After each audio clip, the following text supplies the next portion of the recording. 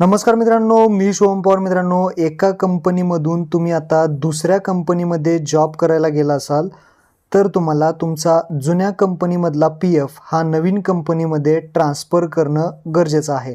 या व्हिडिओमध्ये नक्की PF कसा ट्रान्सफर करायचा असतो, घर बसल्या फक्त 5 मिनिटामध्ये तुम्ही ही प्रोसेस करू शकता. तर या व्हिडिओमध्ये PF ट्रान्सफर कसा करायचा हे आपण पाहणार आहे. तर व्हिडिओ नक्की शेवटपर्यंत पहा. चॅनलवरती पहिल्यांदा आला असाल तर चॅनलला सबस्क्राईब करून ठेवा. अशाच महत्त्वपूर्ण व्हिडिओज तुम्हाला भेटत राहतात. तर चला मित्रांनो, व्हिडिओ सुरू करूयात.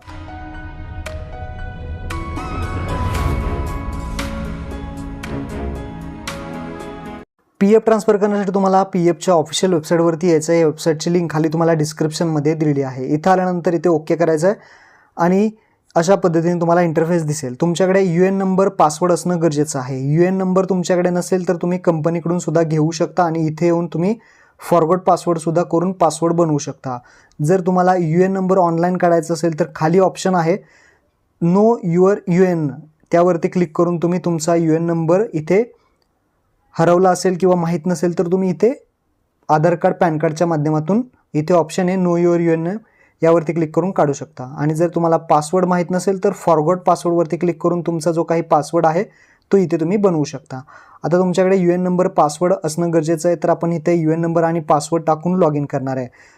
तर इथे मी कॅप्चा टाकून लॉग इन करतो. साइन इन ऑप्शनवरती क्लिक केल्यानंतर अशा पद्धतीने इंटरफेस तुम्हाला दिसेल. लेफ्ट साईडला तुम्हाला व्ह्यू ऑप्शन आहे. वरती व्ह्यू ऑप्शनवरती क्लिक करायचं आहे आणि त्यानंतर सर्व्हिस हिस्ट्रीमध्ये क्लिक करायचं आहे. सर्व्हिस हिस्ट्रीमध्ये तुम्ही कुठे कुठे काम केलेलं आहे हे दाखवेल. इथे माझ्या केसमध्ये मी 2 कंपनीमध्ये काम केलेलं आहे आणि आता एका कंपनीमध्ये मी काम करतो आहे. तर इथे तुम्हाला डेट ऑफ एक्झिट असणं गरजेचं आहे. मागे कंपनीमध्ये जे काही काम केलेलं आहे मागील कंपनीमध्ये, त्या कंपनी तुम्ही सोडली असेल तर तिथं डेट ऑफ एक्झिट असणं गरजेचं आहे. ती डेट ऑफ एक्झिट कशी टाकायची असते ऑलरेडी आपण व्हिडिओ पाहिला आहे, किंवा कंपनीला कॉन्टॅक्ट करून सुद्धा तुम्ही काम सोडलेल्याची तारीख टाकून घ्या.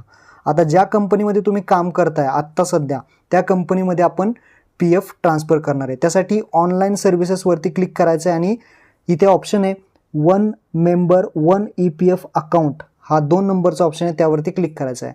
इथे क्लिक केल्यानंतर तुम्ही आत्ता करंटली कोणत्या कंपनीमध्ये काम करताय इथे पाहू शकता. Details of present account into which transfer will be affected. तर इथे तुम्हाला दिसेल की तुम्ही तुमचं नाव असेल, तुमची माहिती असेल आणि कोणत्या कंपनीमध्ये तुम्ही काम करताय ते दाखवलं जाईल. आता ट्रान्सफर करण्यासाठी तुम्हाला खाली यायचं आहे. इथे स्टेप 1 दिलेली आहे ज्यामध्ये तुम्हाला ट्रान्सफर करायचं आहे. आता इथे विचारलं जाईल तुम्हाला नक्की कुठे PF जो आहे तो ट्रान्सफर करायचा आहे. आता ट्रान्सफर करायचा आहे तर प्रिव्हियस एम्प्लॉयर आणि प्रेझेंट एम्प्लॉयर, जे काही मागची कंपनी आहे, रिक्वेस्ट तुम्हाला कुठे पाठवायची आहे, प्रिव्हियस एम्प्लॉयरकडे का प्रेझेंट आत्ता जिथे काम करताय. तर आपण आत्ता जिथे काम करतोय त्या कंपनीकडे रिक्वेस्ट पाठवणार आहे ट्रान्सफरची. तर आपण प्रेझेंट एम्प्लॉयर हा ऑप्शन सिलेक्ट करायचा आहे.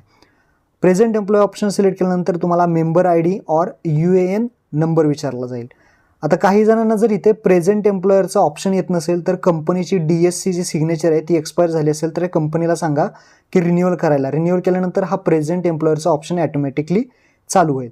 प्रेझेंट एम्प्लॉय सिलेक्ट करून तुम्हाला UN नंबर टाकायचा आहे, मेंबर ID किंवा UN नंबर कोपऱ्यात कॉर्नरला दिसेल तुम्हाला, तो आहे तसा टाका आणि गेट डिटेल्सवरती क्लिक करा.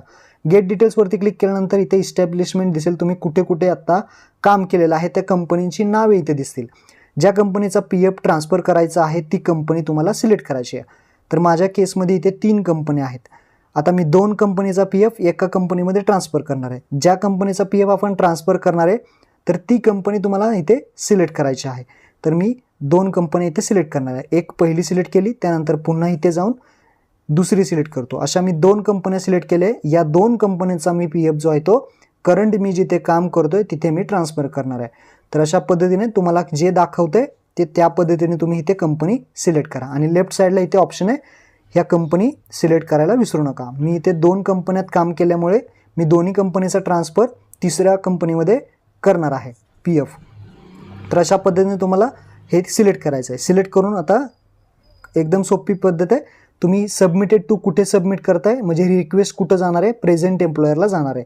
म्हणजे हे तुम्हाला इथे स्टेटस दिसेल.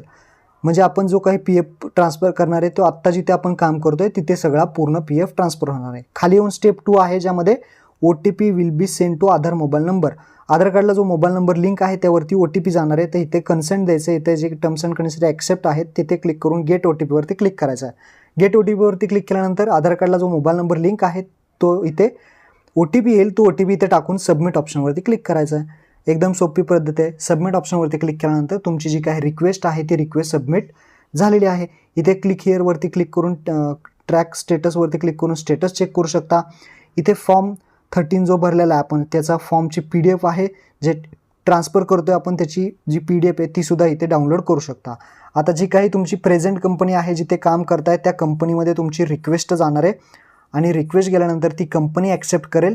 कंपनी ॲक्सेप्ट केल्यानंतर जे काही EPFO ऑफिस आहे त्या ऑफिसमधून ॲक्सेप्ट केले जाईल आणि त्यानंतर तुमचा जो PF आहे तो एका जो प्रेझेंट कंपनी आहे त्याच्यात ट्रान्सफर होईल. याचा स्टेटससुद्धा तुम्ही पाहू शकता. स्टेटस पाहण्यासाठी वरती ऑनलाईन सर्व्हिसेस ऑप्शन आहे आणि इथे तुम्हाला याचं आहे खाली track claim status. Track claim स्टेटसमध्ये क्लिक केल्यानंतर तुम्हाला इथे पाहू शकता ट्रान्सफर क्लेम स्टेटस दिसेल. तर अशा पद्धतीने स्टेटससुद्धा पाहू शकता. काही दिवसाने ही रिक्वेस्ट कंपनी ॲक्सेप्ट करेल. कंपनीला ॲक्सेप्ट करायला सांगा जी प्रेझेंट कंपनी असेल आणि त्यानंतर PF ऑफिसमधून ॲक्सेप्ट केली जाईल आणि सगळा PF तुमचा ट्रान्सफर होईल. अशा पद्धतीने तुम्ही ट्रान्सफर करू शकता. हा व्हिडिओ आपल्या मित्रांना नक्की शेअर करा. धन्यवाद.